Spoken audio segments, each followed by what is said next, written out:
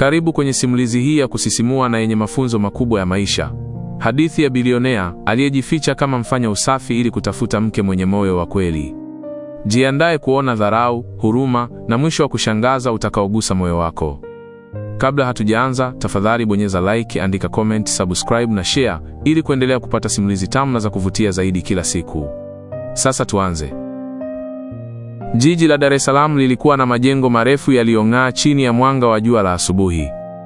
Katikati ya jiji hilo kulisimama jengo kubwa la kampuni maarufu ya D-Tech Holdings, kampuni iliyojulikana kwa kuajiri watu wengi na kulipa mishahara mizuri. Wafanyakazi wengi waliitamani, na wasichana wengi waliotaka maisha ya kifahari waliota siku moja kuolewa na mmiliki wa kampuni hiyo, ambaye alijulikana kwa jina la Daniel Mshana, bilionea kijana mwenye akili nyingi na sura ya kuvutia. Lakini kulikuwa na jambo ambalo hakuna aliyejua. Daniel alikuwa amechoshwa na wasichana waliomzunguka kwa sababu ya pesa zake. Kila alipokutana na mwanamke, alihisi wanampenda kwa mali alizonazo, si kwa moyo wake. Alitamani siku moja apate mwanamke wa kweli, wa moyo safi, anayejali utu wa mtu kabla ya fedha. Siku moja aliamua kufanya jambo la ajabu. Alimuita meneja mkuu wa kampuni yake na kumwambia, "Mimi nataka kuja kazini kama mfanya usafi. Sitaki mtu ajue mimi ni nani." Meneja alishtuka. "Boss, una uhakika? Watu watakudharau." Daniel alitabasamu kidogo. "Nataka wanidharau. Ndiyo njia pekee ya kujua nani ana moyo mzuri." Wiki iliyofuata, mfanyakazi mpya wa usafi alionekana kwenye jengo la D-Tech. Alivaa sare za rangi ya bluu iliyochakaa kidogo, viatu vya plastiki na kofia ndogo ya vumbi.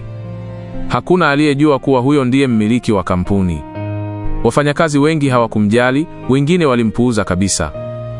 Asubuhi moja alipokuwa anapangusa sakafu ya korido, kundi la wasichana waliokuwa wafanyakazi wa idara ya mapokezi walipita wakicheka.